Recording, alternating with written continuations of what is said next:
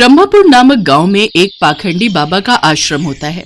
उस गांव के सभी लोगों का बाबा पर बड़ा विश्वास था। वो अपनी परेशानियों का हल ढूंढने या झाड़ फूंक करवाने बाबा के पास जाते थे। वो पाखंडी बाबा उन सीधे साधे लोगों को अंधविश्वास में फंसाकर उनसे पैसे ऐंठता रहता है। आयुष्मान भव। बाबा, मैं कई सालों से औलाद सुख के लिए तड़प रहा हूँ। मेरी शादी को 10 साल हो गए, लेकिन अभी तक मेरे घर बच्चे की किलकारियों से वंचित है। कृपा करके हमें कोई ऐसा रास्ता दिखाएं कि मेरी बीवी की सूनी गोद जल्द ही भर जाए। इसके लिए तुझे बकरी की बलि देनी होगी। बोल, तू तैयार है? लेकिन बलि देना तो पाप है ना बाबा। मूर्ख, अब तू तय करेगा कि क्या सही है और क्या गलत। इन्हें माफ कर दीजिएगा बाबा जी, इनसे भूल हो गई। हम बच्चे के लिए कुछ भी करेंगे, बलि भी देंगे। तो ठीक है, कल आश्रम में बलि चढ़ाने का महायज्ञ है। कल बकरी लेकर आ जाना। कल ही हम उसकी बलि देंगे और तुम्हें सारे कष्टों से छुटकारा मिल जाएगा। सुनो शिष्य, कल के महायज्ञ में बलि चढ़ाने के लिए एक बकरी का इंतजाम किया जाए।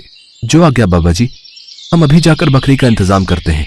लेकिन अगर आप बुरा न माने तो मैं क्या आपसे कुछ पूछ सकता हूँ बाबा जी? पूछो वत्स, क्या पूछना है?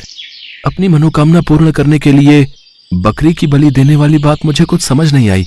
क्या किसी की बलि देना जरूरी है? बलि देने से भगवान प्रसन्न होते हैं और हमारी सारी मनोकामना पूर्ण होती है। माफ करना बाबा जी, लेकिन आपकी इस बात से मैं सहमत नहीं हूँ। समस्त सृष्टि के जन्मदाता और मृत्युदाता तो ईश्वर हैं। फिर अबोध प्राणी की बलि लेकर आखिर वो कैसे प्रसन्न हो सकते हैं? और किसी की जान लेना तो पाप ही होता है ना बाबा जी। और किसी की जान लेकर कोई भी कामना पूर्ण नहीं होती। खामोश, तुम दोनों ये क्या अनाप शनाप बक रहे हो? मेरे आश्रम में तुम दोनों को मेरे जैसा महात्मा बनना है या नहीं? बनना है बाबा जी, बनना है। तो फिर जो मैं कहूं उसका पालन करो। अब जाओ और बलि के लिए बकरी लेकर आओ।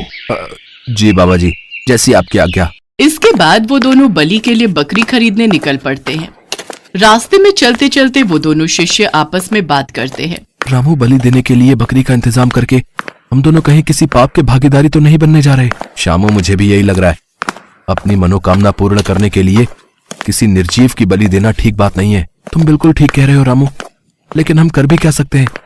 बाबा जी से सिद्धि प्राप्त करने के लिए हमें अपना मुंह बंद रखना होगा। हाँ, और वो जो कहें उनकी बात को मानना होगा। कुछ ही देर बाद वो दोनों शिष्य बात करते हुए देनदार के घर पहुंच जाते हैं। उस घर के बाहर कुछ बकरियां बंधी हुई होती हैं। उन दोनों शिष्यों को आता देख काली और गोरी बकरी आपस में बात करने लगती हैं। देखो झुमरी, वहां देख, हमें खरीदने कौन आ रहा है? हमें नहीं, सिर्फ मुझे। ये साधु मुझे खरीदने आ रहे हैं, क्योंकि मैं तुझसे ज्यादा सुंदर भी हूँ और तंदुरुस्त भी। वो सब तो ठीक है, लेकिन ये दोनों साधु तुम्हें खरीद के करेंगे क्या? वो मुझे अपने आश्रम में ले जाकर मेरी खूब सेवा पानी करेंगे। हर रोज मुझे ताजा ताजा हरा हरा चारा खिलाएंगे, मेरे साथ खेलेंगे, मेरा ध्यान रखेंगे और फिर मैं भी इन्हें ढेर सारा ताजा ताजा दूध दूंगी। अरे वाह, फिर तो बड़ी ही किस्मत वाली बकरी होगी वो, जिसे ये साधु बाबा अपने साथ ले जाएंगे। हाँ, और वो खुशकिस्मत बकरी मैं ही हूँ। देख लेना तुम, वो मुझे ही अपने साथ लेकर जाएंगे। हाँ। उन दोनों बकरियों को तो यही लग रहा था कि ये दोनों साधु बाबा है और उन्हें खरीद कर आश्रम में ही ले जाएगा, मगर वो इस बात से बिल्कुल अनजान थी कि ये पाखंडी बाबा के 2 शिष्य थे और वो तो बकरी बलि देने के लिए लेकर जाने वाले हैं।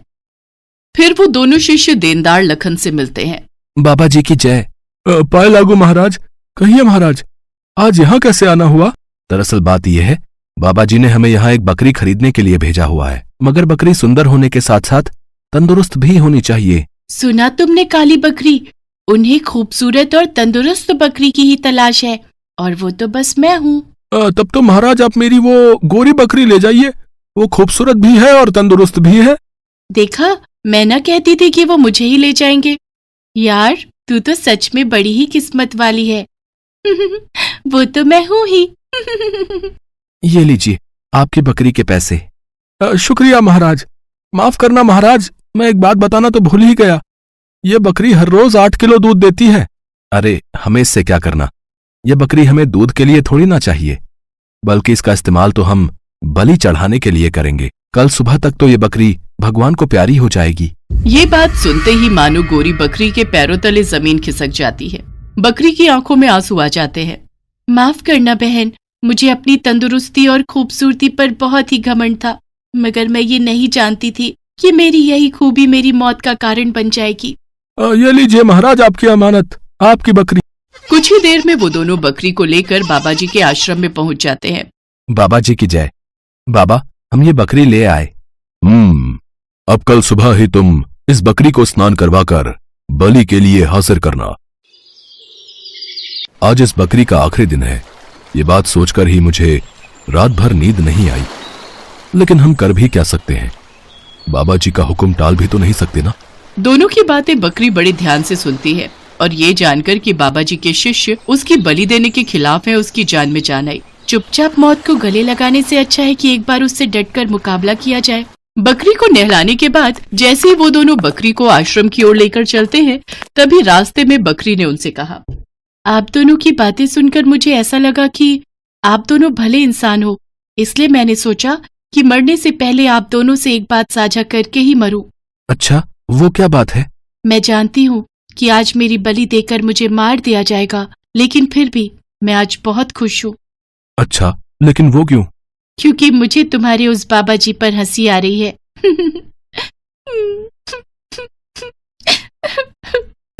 बकरी को पहले हंसता और फिर रोते हुए देखकर दोनों को आश्चर्य हुआ। तभी पहले शिष्य ने बकरी से पूछा, सुनो बकरी, आज तुम्हें मार दिया जाएगा, ये जानते हुए भी तुम पहले हंसने लगी और फिर अचानक ही तुम रोने लगी। ये बात हमें कुछ समझ नहीं आई। बताओ तो, तुमने आखिर ऐसा क्यों किया? ये एक राज की बात है और मेरी मौत के बाद तुम्हें इस बात का पता चल जाएगा। बाबा जी, आज एक अजीब घटना घटी। कैसी घटना? ये बकरी आज आप पर जोर जोर से पहले तो हंसने लगी, इसकी इतनी जुर्रत, ये मुझ पर हंसी, फिर जोर जोर से रोने लगी। रोने लगी? और जब हमने उससे इसके बारे में पूछा तो उसने कहा कि ये एक राज की बात है। राज की बात? कैसी राज की बात? वो तो इसने नहीं बताया बाबा जी। ए बकरी, जल्दी से बता, वो कौन सी राज की बात है? आपको मेरी बलि देनी है तो शौक से दीजिए। ए बकरी, हंस क्यों रही है? जल्दी बता। सच्चाई सुन पाओगे बाबा। मौत मेरे सामने खड़ी है, लेकिन फिर भी मैं हंस रही हूँ। इसकी सबसे बड़ी वजह है मेरी बलि। जैसे ही तुम मेरी बलि दोगे तो मैं श्राप से मुक्त हो जाऊंगी। कैसा श्राप? और रो किस लिए रही थी? पिछले जन्म में मैंने एक बकरी की बलि चढ़ाई थी। तब भगवान ने मुझसे नाराज होकर मुझे बकरी बनने की सजा दी थी। अब आप मेरी बलि दोगे तो आप श्रापित हो जाओगे। फिर अगले जन्म में मैं इंसान बन जाऊंगी और आप बकरी बन जाओगे। इसी वजह से मैं ये बात सोच सोच कर हंस रही हूँ। बकरी की बात सुनकर बाबा उसकी बातों में आ गया। उसे अपने अगले जन्म की चिंता सताने लगी। फिर बाबा ने कसम खाई कि वो कभी भी बकरी की बलि नहीं चढ़ाएगा। शिष्यों, आज से हमारे आश्रम में किसी भी तरह की बलि नहीं दी जाएगी। आज से ये बकरी हमारी प्रिय बकरी होगी। उसको साफ सुथरी जगह पर रखा जाए। हर रोज इसको ताजा ताजा चारा खिलाया जाए। इसको बाहर घुमाने लेकर जाओ और इसकी खूब सेवा पानी करो। ये अब मैं रोज ताजा ताजा दूध दूंगी।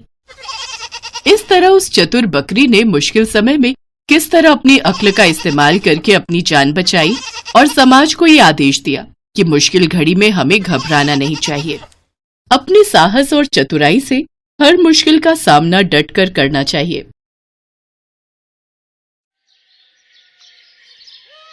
राजेश नाम का एक ऑटो वाला ऑटो चलाया करता था। उसकी बीवी शीतल और 7 साल का बेटा राजू था। वो अपने परिवार के साथ हंसी खुशी जिंदगी बसर कर रहे थे। अजी सुनती हो? हाँ, आ रही हूँ अभी। देखो मैं तुम्हारे लिए क्या लेकर आया हूँ। हाँ बोलिए, क्या हुआ? और इस पैकेट में क्या है? खुद ही देख लो। ये लो, खोलो। इसमें तो साड़ी है जी। हाँ पता है मुझे। ये साड़ी किसके लिए है? अरे मेरी प्यारी बीवी, ये तुम्हें दी है तो तुम्हारी हुई ना। ये तो बहुत प्यारी है, पर इसकी क्या जरूरत थी? इतना तो हम पैसा बचा भी नहीं पाते। और ये फालतू के खर्चे क्यों किए आपने? अरे पगली, मैं वैसे भी तुझे कहाँ कुछ दे पाता हूँ। एक साड़ी ही तो है। तू कभी कुछ नहीं मांगती मुझसे। आज थोड़ा धंधे में मुनाफा हुआ तो सोचा आज तेरे लिए एक साड़ी ले चलता हूँ। बहुत दिन से तुझे कुछ दिया ही नहीं। मैं जानती हूँ हालातों को, तभी तो आपसे कुछ नहीं मांगती। चल अब ये बेकार की बातें बंद कर और इसे पहन कर दिखाओ, देखूं तो इसमें मेरी बीवी कितनी सुंदर दिखती है। शीतल साड़ी पहनने अंदर चली जाती है और थोड़ी देर में साड़ी पहनकर बाहर आती है। आहा, देखा साड़ी कितनी सुंदर लग रही है तुझ पर, ये रंग तुझ पर बहुत खिल रहा है। इसी तरह हंसी खुशी से दिन बीत रहे थे। अचानक से राजेश की पत्नी शीतल बीमार हो जाती है और डॉक्टर की फीस और दवाइयां देते देते राजेश को अपना ऑटो बेचना पड़ जाता है। अब तो मेरे पास पैसे भी खत्म हो गए और शीतल की तबीयत में कोई सुधार भी नहीं हो रहा। अब पैसे कहाँ से आएंगे? शीतल को इस हालत में नहीं देखा जाता। ऐसा करता हूँ, अपना ऑटो बेच देता हूँ। राजेश ये सोचकर अपनी ऑटो लेकर एक दुकान पर पहुंचता है। भाई, मुझे ये ऑटो बेचना है। क्यों भाई, इस ऑटो में कोई खराबी है? ऑटो में कोई परेशानी नहीं है, मुझे पैसों की सख्त जरूरत है। मेरी बीवी बहुत बीमार है और मुझे पैसों की जरूरत है, इसलिए मुझे ऑटो बेचना पड़ रहा है। अरे भाई, अगर ऑटो बेच दोगे तो घर का खर्चा कैसे चलाओगे हैं? हाँ, पर बीवी की तबीयत भी तो देखनी है। उसकी दवाइयों के लिए मेरे पास पैसे नहीं हैं और मुझे कुछ समझ में नहीं आ रहा है कि अब क्या करूं। अरे भाई, एक काम कर सकते हैं आप, ऑटो बेचकर एक रिक्शा ले लो, जिससे कुछ पैसे भी मिल जाएंगे और तुम घर चलाने के लिए रिक्शा भी ले लोगे। क्या समझे? बात तो तुम सही कह रहे हो भाई। राजेश बात मान जाता है। राजेश ऑटो बेचकर एक रिक्शा ले लेता है और दिन रात उस पर मेहनत करता है। वहाँ राजेश की पत्नी की तबीयत अचानक खराब हो जाती है और वो उसे हॉस्पिटल लेकर जाता है। डॉक्टर साहब, मेरी पत्नी को एक बार देख लीजिए, उसकी तबीयत बहुत खराब है। ठीक है, इसे मेरे केबिन में लेकर आओ। राजेश शीतल को डॉक्टर के केबिन में लेकर जाता है। इनकी तबीयत बहुत खराब है, आप ये इंजेक्शन जल्दी से लेकर आइए, वरना मैं कुछ नहीं कर पाऊंगा। राजेश के पास पैसे नहीं थे। थोड़े से पैसे लेकर राजेश दवाई की दुकान पर जाता है और इंजेक्शन लेने के लिए पैसे देता है। इनमें 10 रुपए कम है। भाई, मुझे इंजेक्शन दे दो, मेरी बीवी की तबीयत बहुत खराब है। पहले 10 रुपए लेकर आओ। प्लीज मुझे ये इंजेक्शन दे दो, नहीं तो मेरी बीवी मर जाएगी। भाई, मेरे पास यही पैसे हैं और मुझे इंजेक्शन की बहुत जरूरत है। राजेश उसी दुकान के सामने रोने लग जाता है। उस दुकान वाले से रोते रोते अपनी बीवी के लिए इंजेक्शन मांग रहा होता है, लेकिन वो दुकान वाला बहुत लालची था। वो राजेश को वहाँ से भगा देता है। अरे कुछ भी करो, मुझे 10 रुपए दो, तभी इंजेक्शन मिलेगा, वरना निकलो यहाँ से। राजेश बिना इंजेक्शन के ही वापस आ जाता है और उसकी बीवी का देहांत हो जाता है। राजेश अपने बेटे के साथ रहने लगता है। उधर दुकानदार, जिसका नाम विपिन था, जहां राजेश के पास पैसे न होने पर उसने राजेश को धक्का देकर भगा दिया था, वो एक बहुत ही लालची दुकानदार था। वो दवाइयों से बहुत पैसा कमाता था, इसीलिए उसने अपनी बहुत जायदाद कर ली थी। आजकल धंधे में बहुत कमाई हो रही है, हर माल में मुनाफा हो रहा है। अब एक काम करता हूँ कि एक प्लॉट और ले लेता हूँ। हाँ। विपिन घर पहुँचता है और प्लॉट लेने की सोचता है। पापा पापा। तभी विपिन को अपने बेटे की आवाज सुनाई देती है और भागकर जाता है तो देखता है कि उसका बेटा जमीन पर बेहोश पड़ा है। वो अपने बेटे को लेकर अस्पताल पहुँचता है। अब डॉक्टर साहब देखो, अब मेरे बेटे को क्या हो गया है? ये बेहोश कैसे हो गया? पता नहीं, जब मैं इसके पास गया तो ये बेहोश पड़ा हुआ था। मुझे इसका चेकअप करना होगा। डॉक्टर उसका चेकअप करता है तो वो विपिन को बताता है। अब क्या हुआ डॉक्टर? मेरा बेटा ठीक तो है? नहीं। क्या हुआ डॉक्टर? आप जरा तसल्ली रखें। अब क्या बात है डॉक्टर साहब, ऐसा आप क्यों कह रहे हैं? मुझे बहुत दुख के साथ कहना पड़ रहा है कि आपके बेटे को कैंसर है। विपिन के पैरों तले जमीन खिसक जाती है और अब संभालिए अपने आप को। ये क्या कह रहे हो डॉक्टर साहब? ऐसा कैसे हो गया? ये सच है विपिन जी। अब क्या कर सकते हैं? मेरा बेटा ठीक तो हो जाएगा ना? हाँ, उसके लिए कुछ महंगी दवाइयां जरूरी हैं और कुछ टाइम इलाज करना पड़ेगा और आपको थोड़ा सब्र रखना पड़ेगा। विपिन अपने बेटे का इलाज करवाना शुरू कर देता है। इस इलाज में बहुत पैसा लगाता है पर उसका बेटा ठीक नहीं होता। एक दिन उसके बेटे की तबीयत ज्यादा खराब हो जाती है तो डॉक्टर उसे दवाई लेने के लिए भेजते हैं। जैसे ही दवाइयों की दुकान पर जाता है, दवाई मांगता है। अब भाई, मुझे ये दवाई जल्दी से दे दो। ये दवाई तो बहुत महंगी है, क्या तुम्हारे पास इतने पैसे हैं? विपिन अपनी सारी जमीन जायदाद गंवा चुका था उसके इलाज में। अब उसके पास कुछ भी नहीं था, सिर्फ चंद रुपयों के अलावा। वो अपने सारे पैसे उसको दिखाता है और कहता है कि मेरे पास ज्यादा नहीं है, बस यही रुपए हैं। इतने में दवाई नहीं आएगी, 100 रुपए और चाहिए। पर भाई, मेरे पास इतने ही पैसे हैं, तो दवाई नहीं मिलेगी। जाओ और पैसे लेकर आओ, जाओ। मेरा बेटा बहुत बीमार है, मैं आपके 100 रुपए जल्दी ही चुका दूंगा। चलो हटो, निकलो यहाँ से, पहले 100 रुपए लेकर आओ। तुम्हारे जैसे रोज आते हैं। चलो भागो यहाँ से, गरीब कहीं के।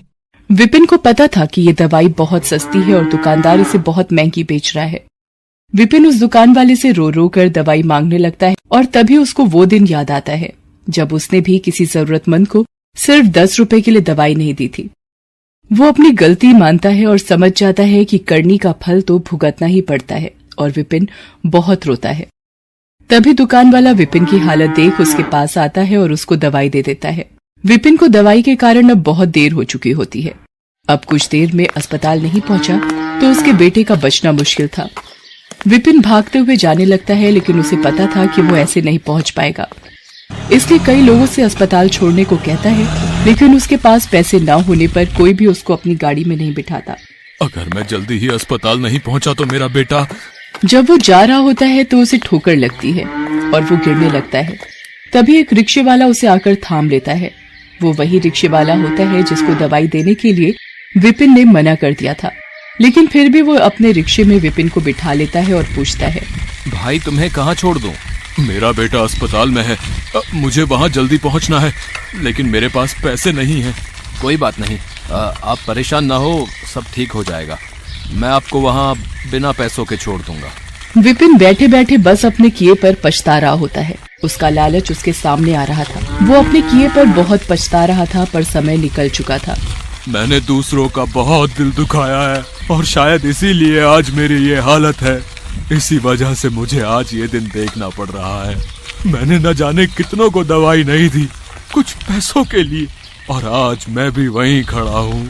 आज मेरे पास भी पैसे नहीं है और दवाई की जरूरत है। सबको ऐसा ही महसूस होता होगा जैसा कि मैं लाचार महसूस कर रहा था। विपिन हॉस्पिटल पहुंचता है और वहां जाकर दवाई डॉक्टर को दे देता है। वहां उसके बेटे की तबीयत और खराब हो रही होती है। ये सब उससे देखा नहीं जाता और उसकी आंखों से आंसुओं की धारा निकल पड़ती है। तभी उसको भगवान की मूर्ति दिखाई पड़ती है। भगवान, मेरे कर्मों की सजा मेरे बच्चे को मत दो। जो सजा देनी है मुझे दे दो, पर मेरे बच्चे को बख्श दो। और ये कहकर वो फूट फूट कर रोने लगता है। तभी डॉक्टर वहां आते हैं और बताते हैं कि उनका बेटा अब ठीक है।